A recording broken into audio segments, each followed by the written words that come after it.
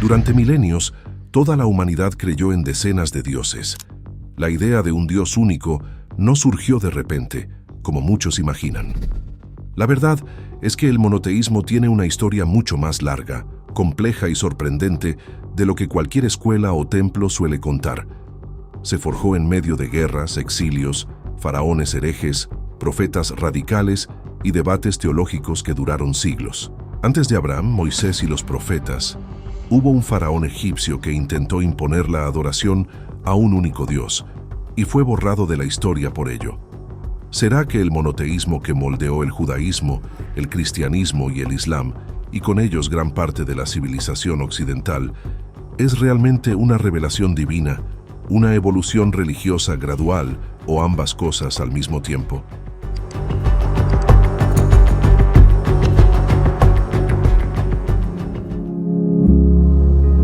Imagine despertar en un mundo donde cada lluvia tiene un nombre, cada cosecha cuenta con un dueño divino y cada ciudad posee su propio Dios protector. Así vivía exactamente la humanidad en el segundo milenio antes de Cristo. En Mesopotamia, Anu gobernaba los cielos. Enlil controlaba los vientos y Marduk protegía la poderosa Babilonia. En Egipto, Ra surcaba el cielo en barco cada mañana y Osiris juzgaba a los muertos en el inframundo. En Canaán, la tierra donde vivió Abraham, el panteón era igualmente rico. Él era el padre de los dioses. Baal comandaba las tempestades y Asera, su consorte, era venerada en postes sagrados distribuidos por toda la región. El mundo antiguo no era ateo ni monoteísta. Estaba absolutamente repleto de divinidades. Es en este escenario donde la experiencia de Abraham se vuelve algo verdaderamente extraordinario. Según el texto bíblico del Génesis 12, un hombre en Ur de los Caldeos, ciudad situada en el actual Irak, corazón de la civilización sumeria y de su rico panteón, escucha la voz de una única divinidad que se presenta como soberana de todo. No es un dios de la lluvia, ni de la guerra, ni de una ciudad específica. Es un Dios que manda y promete, que llama y hace alianza. Para estudiosos como el arqueólogo William Dever, esta ruptura no fue inmediata ni total, pero representó el embrión de algo que el mundo jamás había visto. Abraham no inventó el monoteísmo de una sola vez, pero sembró, sin saberlo, la semilla más revolucionaria de la historia religiosa de la humanidad. Hay un detalle perturbador escondido dentro de la propia Biblia que la mayoría de las personas nunca percibe. El nombre Israel lleva en su raíz hebrea el nombre El, el Dios Padre del panteón cananeo. Esto no es coincidencia. Expertos como el teólogo Mark Smith, en su libro The Origins of Biblical Monotheism, muestran que los israelitas y los cananeos compartían, en sus inicios, una tradición religiosa mucho más cercana de lo que se piensa. Baal, el dios de la tormenta y la fertilidad, era tan popular entre el pueblo de Israel que el profeta Elías, en el primer libro de los Reyes, protagonizó un dramático enfrentamiento en el Monte Carmelo, solo contra 450 profetas de Baal. Esto no era una batalla simbólica, era la señal de que por siglos gran parte del pueblo elegido adoró otros dioses sin ningún reparo. Lo que los profetas y sacerdotes de Israel hicieron a lo largo de los siglos fue comparable a una larga y dolorosa reforma cultural, como si un país entero necesitara ser convencido, generación tras generación, de abandonar sus tradiciones más arraigadas. Textos como Jueces 2 y el libro de Oseas muestran un ciclo que se repetía. El pueblo abandonaba a Yahvé, sufría las consecuencias, se arrepentía y volvía, solo para recaer nuevamente. La arqueóloga Francesca Stavrakopoulou, de la Universidad de Exeter, señala que inscripciones encontradas en Kuntillet Ahrud, en el desierto del Sinaí, mencionan Yahvé y su Asera, sugiriendo que, para muchos israelitas comunes, Yahvé tenía una consorte divina, al igual que otros dioses de Medio Oriente. El monoteísmo no fue una herencia tranquila, fue una conquista lenta, disputada y sangrienta dentro del propio Israel.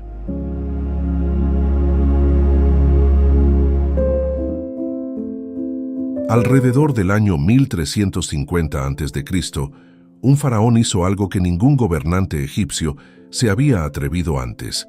Cerró los templos, despidió a los sacerdotes, borró los nombres de los demás dioses de las paredes y declaró que solo Atón, el disco solar, merecía adoración.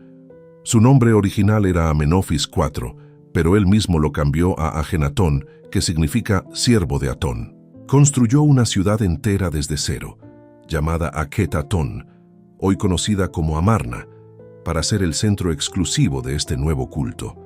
El historiador Jan Assmann, en su libro Moses the Egyptian, describe esta revolución como el primer monoteísmo político de la historia, no una evolución espiritual gradual, sino un decreto impuesto de arriba hacia abajo, con fuerza de Estado.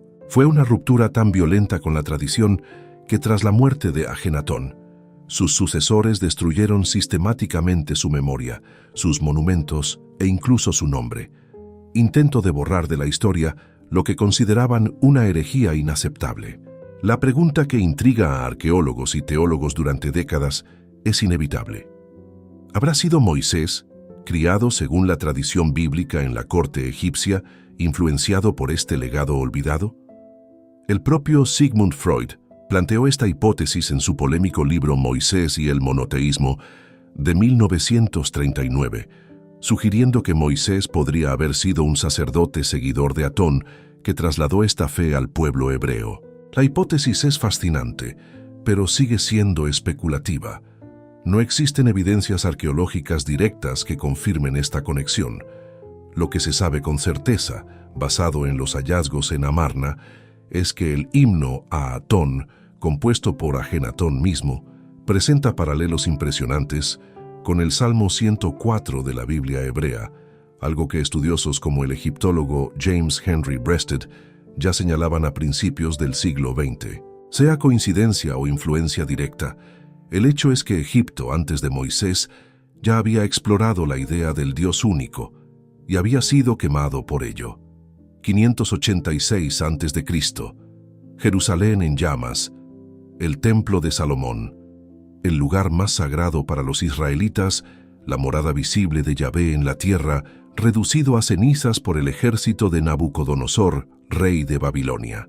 Miles de judíos fueron arrancados de su tierra y llevados a pie al exilio, en una marcha de humillación que duró semanas. Para un pueblo que creía ser elegido por el único Dios verdadero, aquello era incomprensible. Una herida que iba mucho más allá de la política o la guerra. ¿Cómo podía un Dios todopoderoso permitir que su propio templo fuera destruido, su ciudad saqueada y su pueblo esclavizado por adoradores de Marduk? Era la crisis teológica más profunda que Israel jamás había enfrentado y requería una respuesta a su altura. Fue justamente en ese dolor que el monoteísmo israelita encontró su forma más madura y universal. Lejos de su tierra, sin templo y sin rey, los escribas y sacerdotes judíos en Babilonia hicieron algo extraordinario. En lugar de abandonar su fe, la reescribieron y profundizaron. Es en este periodo que estudiosos como el biblista Richard Elliott Friedman identifican la compilación y edición definitiva de grandes porciones del texto que hoy conocemos como Antiguo Testamento. El Deutero Isaías, la segunda parte del libro de Isaías escrita durante el exilio, proclama con una claridad nunca antes vista: «Yo soy el primero y el último, y fuera de mí no hay Dios». Isaías 44, versículo 6. Ya no era un Dios tribal, ligado a un territorio o templo. Era el Señor de toda la historia, de todas las naciones, del propio cosmos. El exilio no destruyó la fe de Israel, la universalizó.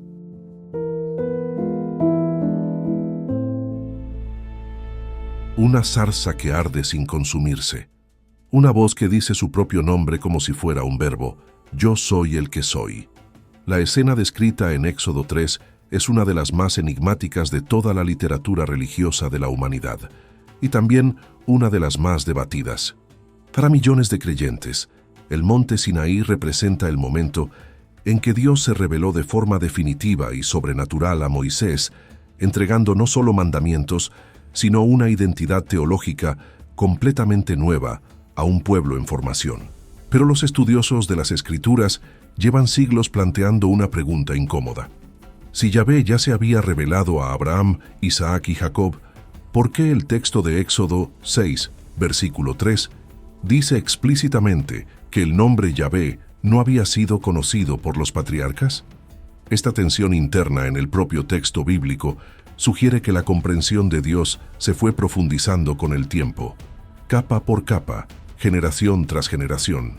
La arqueología del Sinaí y del desierto del Negev añade una dimensión aún más fascinante a este debate. Investigaciones conducidas por arqueólogos como Israel Finkelstein y Neil Asher Silverman, documentadas en el libro La Biblia no tenía razón, señalan que no existen evidencias materiales de una presencia masiva de hebreos en el Sinaí durante el periodo del Éxodo, lo que llevó a muchos estudiosos a proponer que la narrativa mosaica sea más teológica que histórica en sentido literal. Por otro lado, teólogos como el rabino Jonathan Sacks argumentan que ello no disminuye en nada la verdad profunda del evento. El Sinaí no necesita ser un hecho geológico para ser una revelación real. Lo que está en juego no es solo la fecha de un evento, sino la pregunta sobre cómo Dios habla a la humanidad. No eran figuras tranquilas en mantos blancos, hablando suavemente en sinagogas.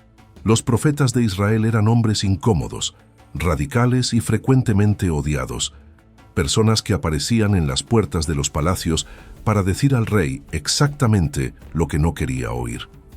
Amós era un simple pastor de Tecoa cuando comenzó a proclamar que Yahvé no era solo el Dios de Israel, sino el juez de todas las naciones, Siria, Filistea, Moab e Israel incluidos, sin excepción. Oseas utilizó la metáfora brutal de un matrimonio traicionado para describir la relación entre Yahvé y su pueblo, llamando a la idolatría prostitución espiritual. Isaías, en el siglo VIII a.C., fue aún más lejos. Declaró que los ídolos de madera y plata no eran solo falsos, eran ridículos, objetos fabricados por manos humanas que no podían ver, oír ni salvar a nadie. Ningún dios del panteón cananeo o mesopotámico había sido desafiado con tanta ferocidad intelectual y moral. Lo que hace únicos a los profetas en la historia de las religiones es que no solo hablaron sobre Dios, rediseñaron completamente el concepto de lo que Dios es. Jeremías, escribiendo durante la agonía de la caída de Jerusalén, proclamó algo que sonaba absurdo para sus contemporáneos. Yahvé no estaba siendo derrotado por los dioses de Babilonia. Estaba usando a Babilonia como instrumento de su propio juicio. El teólogo Walter Brueggemann, en su clásico The Prophetic Imagination, describe a los profetas como creadores de una conciencia alternativa, personas que se negaban a aceptar que el poder de los imperios fuera la última palabra de la historia. Para ellos existía una realidad más profunda, más permanente y verdadera que cualquier trono humano. Esta idea, de un Dios que trasciende fronteras, etnias y templos, fue la contribución más explosiva que Israel dio al mundo. Y no vino de los reyes ni sacerdotes, sino de aquellos que fueron perseguidos por decirla en voz alta.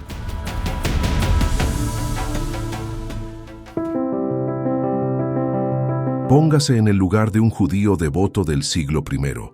Creció escuchando el Shema. Escucha, oh Israel, el Señor nuestro Dios, el Señor es uno. Desde niño, repitiendo esta frase como la verdad más sagrada del universo. Y entonces aparece un grupo de galileos pobres afirmando que Jesús de Nazaret, un hombre que comió, durmió y murió en una cruz, era de alguna manera divino, y que también existía un Espíritu Santo que actuaba en el mundo con la misma autoridad de Dios. Para los judíos tradicionales, eso sonaba a politeísmo puro y simple, una traición al legado de Abraham y Moisés. La tensión era real y explosiva. Los primeros cristianos eran, en su gran mayoría, judíos monoteístas que necesitaban explicar, sin abandonar al Dios único, cómo Jesús encajaba en esa ecuación. Fue este problema teológico sin precedentes el que generó 3 siglos de debates, persecuciones y concilios que definieron el curso del mundo occidental. La respuesta que formuló la Iglesia, la doctrina de la Trinidad, no aparece con esa palabra en ninguna página del Nuevo Testamento. Se fue construyendo ladrillo a ladrillo, especialmente en el Concilio de Nicea en 325 después de Cristo, convocado por el emperador Constantino, para resolver la crisis generada por el pensamiento de Arrio, que defendía que Jesús era una criatura divina, pero inferior al Padre. El teólogo y obispo Atanasio de Alejandría resistió con una terquedad histórica, casi solo en ciertos momentos, la presión para aceptar una versión subordinada de Cristo, acuñando la fórmula de que el Hijo es homoousios, de la misma sustancia que el Padre. El historiador Diarmaid MacCulloch, en su monumental obra Una historia del cristianismo, describe Nicea no como el fin del debate, sino como el comienzo de una conversación que duró siglos. El monoteísmo no fue abandonado por el cristianismo. Fue reinterpretado de una manera que el mismo Abraham jamás podría haber imaginado, pero que sus herederos espirituales consideraron no solo posible, sino necesaria. Piense por un momento en lo que significa vivir en un mundo politeísta. Si cada pueblo tiene su Dios, cada Dios tiene su pueblo. Y la consecuencia lógica es que no existe una verdad universal, no existe una ley moral válida para todos, no existe una dignidad humana que trascienda fronteras étnicas o sociales. En el mundo grecorromano, por ejemplo, la esclavitud era considerada natural e incluso filosóficamente justificable. Aristóteles la defendió con argumentos racionales. Los dioses olímpicos no se preocupaban por los esclavos, eran divinidades caprichosas, tribales y moralmente ambiguas, tan celosas y violentas como los humanos que las adoraban. Fue el monoteísmo, especialmente en su versión judía y luego cristiana, el que introdujo en el mundo la idea perturbadora y revolucionaria de que todo ser humano, sin excepción, está hecho a imagen de un solo Dios. Esta frase de Génesis, capítulo 1, versículo 27, es quizás la declaración de derechos humanos más antigua de la historia. El impacto de esta idea se ha extendido por cada capa de la civilización occidental, de formas que rara vez reconocemos en la cotidianidad. La noción de que existe una ley moral universal, por encima de reyes, imperios y culturas, es el fundamento invisible de los derechos humanos modernos, del Estado de Derecho y hasta de la propia ciencia, que nació en la Europa cristiana medieval con la convicción de que un Dios racional había creado un universo racional y comprensible. El filósofo Jürgen Habermas, el mismo no religioso, reconoció públicamente que conceptos como igualdad, dignidad y responsabilidad moral tienen raíces innegablemente monoteístas. Entender cómo surgió el monoteísmo no es un ejercicio de arqueología religiosa, es comprender el ADN oculto de la civilización que produjo hospitales, universidades, abolicionismo y declaraciones de derechos. La idea de un Dios único no solo explicó el mundo, lo transformó desde dentro hacia afuera de una manera que todavía sentimos hoy en cada ley, en cada tribunal y cada vez que alguien afirma con convicción que todo ser humano tiene valor.